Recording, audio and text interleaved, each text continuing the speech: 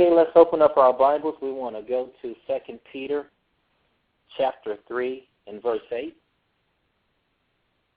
And it says, "But beloved, be not ignorant of this one thing, that one day with the Lord as 1,000 years, and 1,000 years as one day."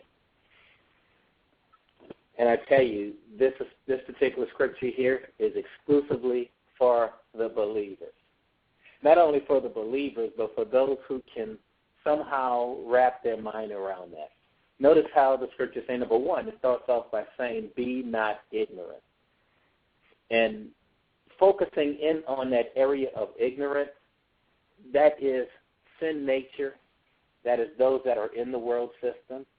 And when you're dealing with that area of ignorance, that means unlearned. And flowing with that, the scripture says in 1 Corinthians chapter 12 and 1, you don't have to turn there, but it says, "Now concerning spiritual gifts, brethren, I would not have you ignorant." And the point is, we need all the spiritual gifts that God has for us. If we're going to be leaders, if we're going to be the reason that our society doesn't go into poverty, if we're going to be the reason why our kids and generation of children that are out there are going to give their life to Christ, a part of that with us, who are the leaders, who are saved, who are believers, it is our responsibility to not be ignorant of the things of God. And here's some examples right here. One, we better not be ignorant of the spiritual gifts.